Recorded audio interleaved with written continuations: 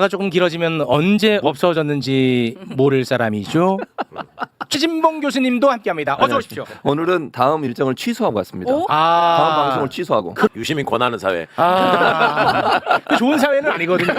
네. 민주주의가 이렇게 힘듭니까? 네, 원래 힘들어요. 원래 힘들어요. 원래 그런 거예요. 근데 이게 제일 좋은 제도라서 이걸 하는 게 아니고 제일 덜 나쁜 제도라서. 우문현답이다 진짜. 우문은 아니야. 뭐가 우문이야? 아 어떻게 이런 대답을 하냐 진짜. 아니, 우문은 아니야. 저 말리지 마세요. 저는 오늘 이분에게 흠뻑 빠졌기 때문에. 너무 진짜 좋아. 이 시대 압도적인 뇌생남이야. 나는 깜짝 놀랐어요. 그동안에는 왜 유시민 작가 맞아. 계속 모시는지 몰랐어요. 갑자기 그냥 유명하니까. 유명하고 할 말하고 눈빛 살아있고 건강하고. 그러니까 그런 느낌이었는데. 아니, 그 뭐가 청춘 때 읽었던 도서들을 본인이 30년 전에 읽었을 때랑 30년 후에 읽었을 때 느낀 점 뭐가 달라졌는지.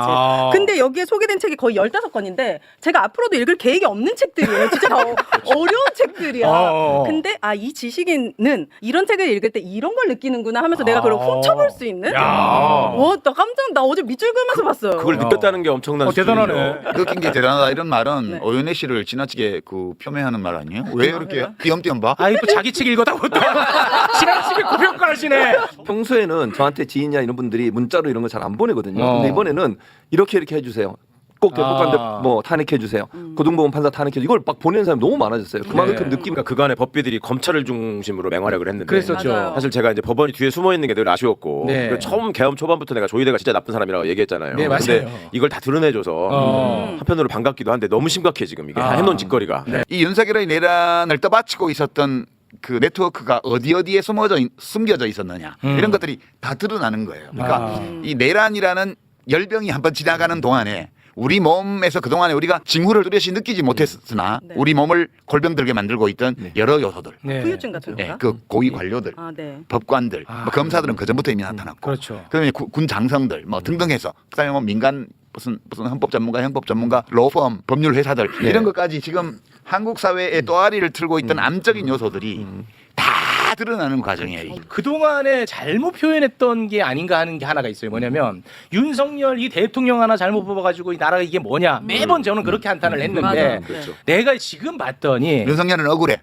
아이 뭐 억울한 건 아니고 이 부패한 뭐 엘리트 카르텔들이 윤석열이라고 아는 아이를 대통령으로 그냥 세웠던 것 같아. 그렇죠. 그게 본질이죠. 네, 그러니까 이거 내가 그동안 좀 잘못 표현했던 것 같다는 생각을 많이 합니다. 그러니까 소위 우리 사회 기득권 세력들이 본인들의 헤게모니를 놓치지 않기 위해서 윤석열을 이용한 거고 네. 윤석열을 세워놓고 본인들은 본인의 헤게모니를 계속 강화시켜 나간 그랬던 거죠. 것 같아. 내란의 밤 이후에 이 한국 사회의 기득권 카르텔이 일종의 금단 증상을 느끼면서 곳곳에서 발작하는 거야 이게. 네. 그래서 우리가 우리 몸에 어디에 어떤 병이 있는지를 대부분 다 알게 됐어요 이제. 근데 언론, 검찰 이런 것들은 그 전부터 알고 있었잖아요. 맞습니다. 네. 그리고 이제 군부는 정리된 줄 알았는데 안 되고 있다는 거 이번에 알게 됐고요. 네. 고위 관료들, 아우. 모피아들, 얘네들이 오로지 사익만을 추구하는 카르텔이라는 것도 알게 되었고요. 네. 드디어 이제 우리 판사. 최강욱 변호사도 못하고 공직자도 할 수 없는 최강 유튜버. 네, 최강 유튜버가 평소에 늘 주장해온 이 법비 이론 이것이 그냥 망상이 아니고 그렇지. 실제 우리 현실을 정확하게 얘기한 거였다는 것을 이제 우리 알게 되었죠. 어떤 나쁜 일도 오로지 나쁜 면만 있는 건 아니에요. 이제 큰 병에 걸려서 열이 한번 확 나면 그러니까. 우리 몸을 전부 정밀하게 진단하는 계기가 된다니까. 잘 치료했을 때 그렇죠. 노무현 대통령 때 한번 나타났죠. 일단 그때 이제 했던 유명한 말이 전용욱이 했던 다음에는 대학 나온 사람이 대통령 해야 된다라는 말에 모든 게 담겨 있었죠. 그게. 그렇지. 네. 근데 그때 이제 노무현 대통령 탄핵에 실패하고 이것들이 역풍을 한번 맞았잖아요. 그러니까 그때는 잠깐 움츠러들 수밖에 없었고 그냥 선거를 통해서 지들이 계속 이겼다고 생각을 했기 때문에 그걸로 정리할 수 있다고 생각을 했죠. 그리고 이명박이가 대통령이 된 거고.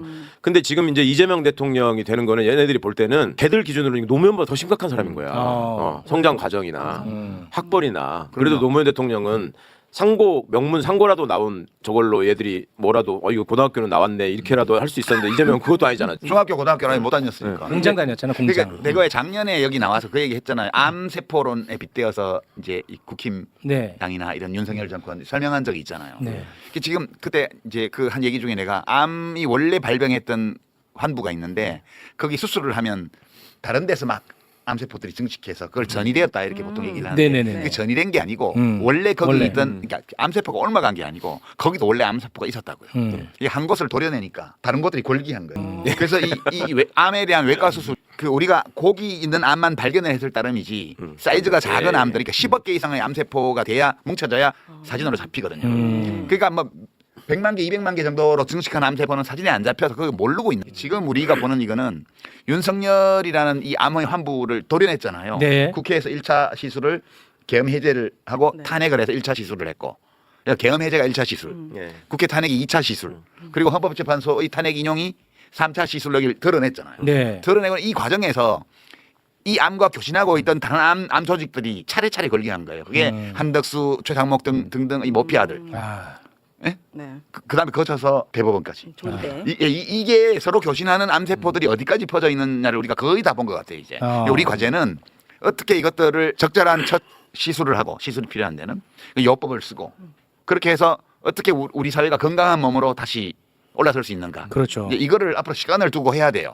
민주적 정당성이 가장 없는 사법부는 비판해도 욕먹고 잘못했다고 얘기만 해도 안 쓰레기 취급받아. 네. 이게 너무 견제장치가 없어서 그런 것 같아요. 한 번도 판사가 잘못했을 때 제대로 처벌한 역사가 없잖아요. 처벌한 적도 없고 비판도 못했다니까. 네. 그러면 난리를 치니까. 얘기하면 뭐 최강 유튜버가 얘기하면 저 성격 나빠서 저래. 맞아. 이렇게 얘기한단 말이에요. 사법부 존중 안 한다 그러고. 너무 과격하다 그러고. 그러니까. 왜 그러냐면 사실 과거에는 검찰 비판도 함부로 못했어요. 정치인들이 국회의원들이. 아, 법원 비판은 더더욱 그래요. 왜냐하면 선거를 하다 보면 소소한 법률 위반이 있을 수 있잖아요. 그렇죠. 그럼 검사들이 다 10명이 다 소소한 위반이 있어도 나만 평소에 검찰을 깠기 때문에 나만 기소할 거냐. 이게 기소편의주의야. 그렇지. 그죠? 그러고 나면 법원에 가면 평소에 내가 법원도 깠어. 그럼 판사가 보고 이거 많이 깠던 놈이네. 이거 최강욱이네, 이거.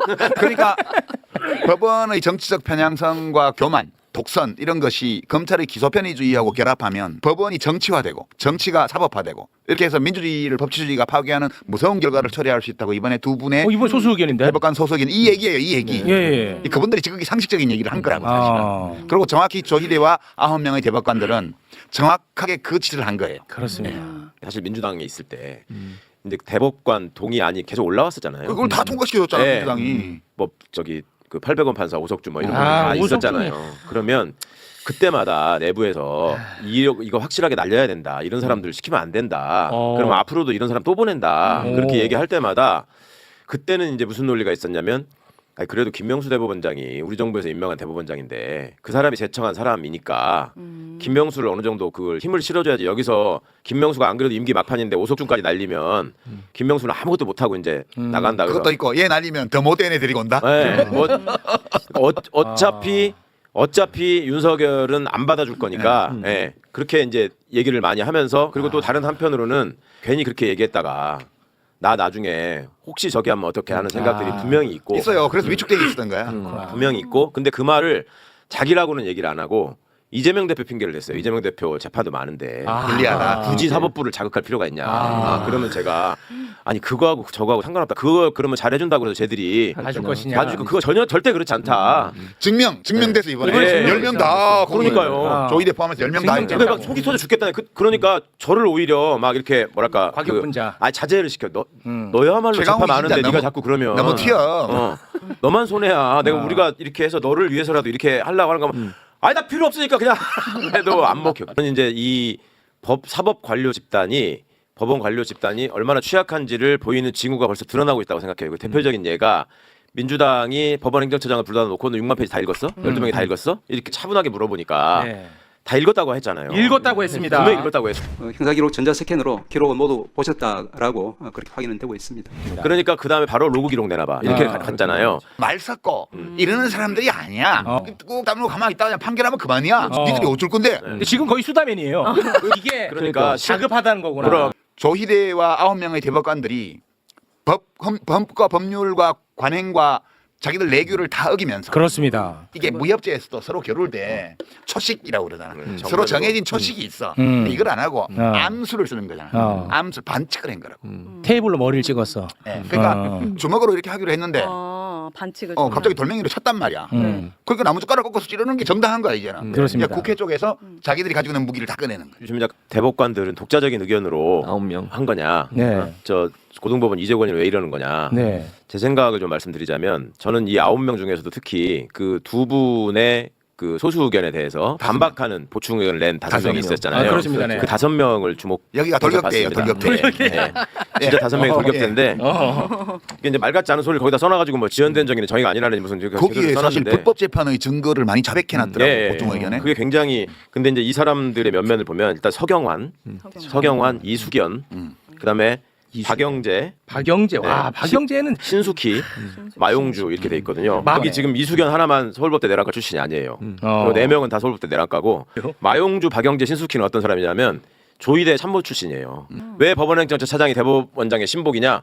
굳은 일을 대법원장의 의중에 있는 굳은 일을 다 맡아서 하고 나중에 대법관 시켜주는 자리야 그게. 원래 옛날부터. 근데 그 박영재가 법원행정처 차장 출신이에요.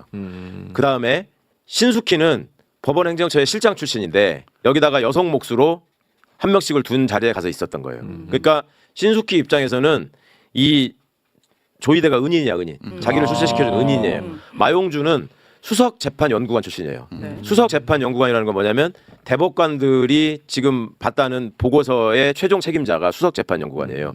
수석재판연구관 매일매일 대법원장한테 찾아가서 문안 드리고 보고 드리는 사람이에요. 그러니까 박영재가 주심인 것도 제가 보기엔 이유가 있어요. 그러니까 제일 믿을 만한 놈을 주심으로 박아놓고 그리고 형식적인 주심이었잖아요. 얘는 기록도 보기 전에 전화로 가버린 거잖아. 그렇습니다. 네. 그렇게 해도 토를 안 달 사람을 해놓은 거야 지금. 이걸 만약에 주심을 이윤구 대법관이나 오경미 시켜놨으면 절대 못합니다. 이거 전화해서. 네.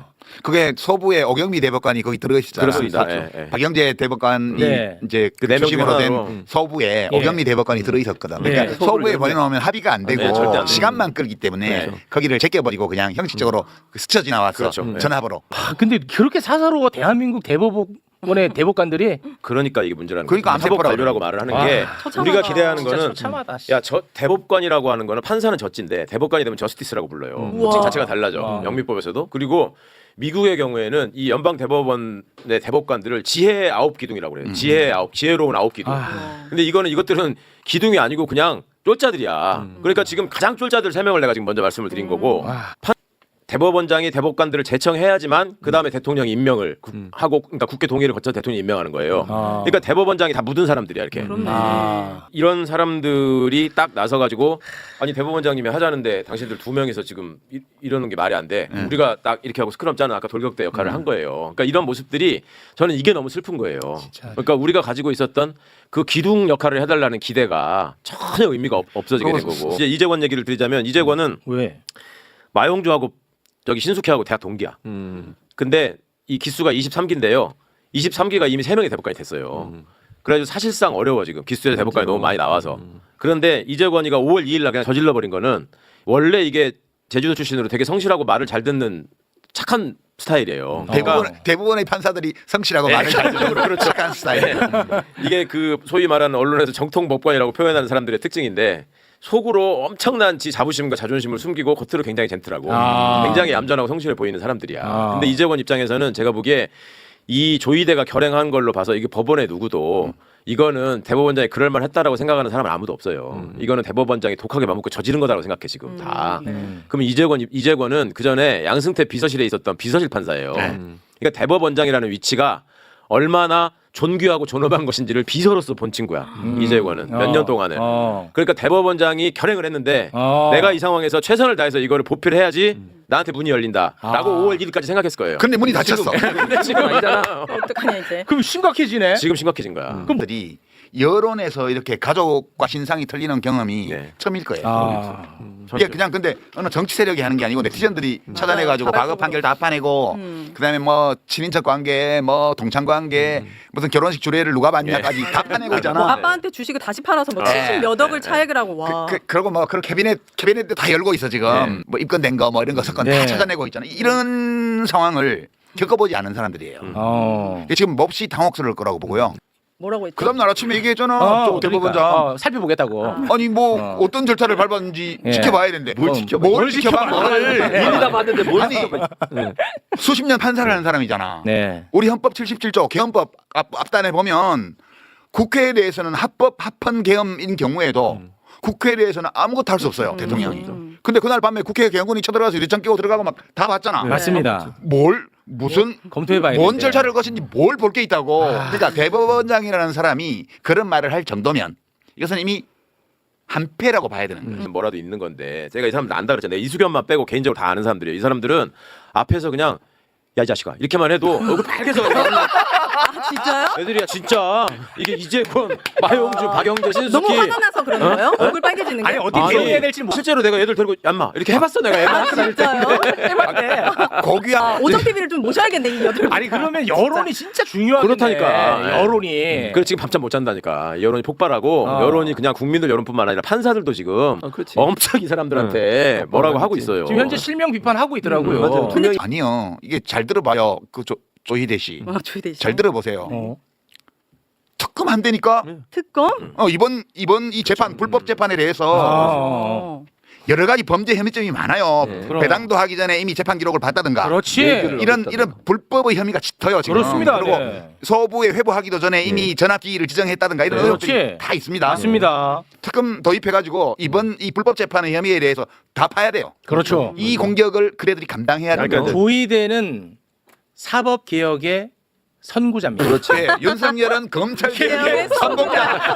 어려운 게 그거예요. 대법관 숫자 늘리는 늘리고 거하고 30명으로. 재판을 헌법소원 대상으로 삼는 맞아. 거 이거는 말도 못 꺼냈던 얘기예요. 그렇지. 사실은. 최일의 네. 대법원장, 대법원이 최고법원이라고 계속 뭐 법원행정처장도 얘기하는데 네. 이 탄핵 당하시면 헌법재판관들 앞에 가서 소명하셔야 돼요. 거기 앉아가지고. 맞아요. 평생 핏자가 붙은 자리에 안 앉아봤잖아. 어. 근데 피청구인, 피청구인이지. 예. 맞아요. 피청구인 자리에 앉아가지고 어. 사실 심리도 받고요. 네, 신문을 봤죠. 의견 진술도 해야 되고요. 아 이거 좋다. 한번 해보세요. 인생에 대해서 많은 걸 깨닫게 될 느끼게 거예요. 되죠. 아 요거 이게 굉장히 중요한 변화인데 과거에는 단일화 논의가 진보 쪽에서만 있었던 거예요. 맞아. 민주당하고 민주노동당, 민주당하고 정의당 뭐 이렇게 네. 늘 진보 쪽이 약해가지고 맞아. 서로 사이를 건너뛰어서 다 힘을 모으지 않고는 대항이 안 돼. 근데 보수 쪽은 어떨 때는 뭐 무슨 자민련도 나오고 어떨 때는 막 정조영 회장의 국민당도 나오고 어떨 때는 이회창 씨의 뭐도 나오고 뭐 막 그랬잖아. 자유선진당도 나오고. 그래서 걔들은 단일화하고 이런 게 없었어. 근데 선거를 맨날 졌단 말이야 이쪽이. 근데 신압으로 언제부턴가 갑자기 단일화 논의가 다 저쪽으로 가버렸어. 어. 네, 그렇죠. 지난번 대선 때도 안철수, 맞아. 윤석열. 윤석열 단일화. 그래서 겨우 그거 해가지고 0.7%밖에 못 이겼잖아. 그렇죠. 근데 이쪽은 심상정, 단일 안 되죠. 이재명. 이재명 단일화는 논의도 안 됐어. 네. 수면 위로 떠오르지도 않았어요. 네. 그리고 지금 이번 대선 또 왔는데 이번 대선은 그냥 민주당 쪽은 그냥 우뚝 후보를 세워놨고 저쪽은 지금 단일화는 난리야. 그러니까 이거는 우열이 역전되었다는 거예요. 그러니까 이게 지금 진보 쪽이 특히 민주당 나는 진보라기보다는 자유주의 세력이라고 생각하는데 이 리버럴들이 자유주의 세력이 이 다수파가 됐어요. 우리 사회에 주류가 됐어. 그러면 우파 쪽이 소위 자칭 우파 우리가 보기에는 뭐 극우, 수구, 꼴통 이런 자들이 소수파. 지금 소수파가 된 거예요. 네, 그죠? 예전에 김대중 대통령 때만 해도 그 자들이 한국논단이라고 무슨 사상검증 토론회 한다고 후보 불러다 맞아요. 놓고 했었죠. 네 빨갱이 아니라는 거 증명해봐. 이런 거 하던 시대에서 시작해가지고 지금 민주화 이후에 30년이 걸려서 역전시킨 거예요. 우리가. 그러니까 지금은 우리가 주류야. 이 생각 우선 해야 돼요. 네. 그러니까 이제 그 생각을 하면서 보면 되게 재밌어. 옛날에 우리가 단일화 때문에 치치고 볶을 때 아. 쟤네들이 이런 기분으로 우리를 보았겠다.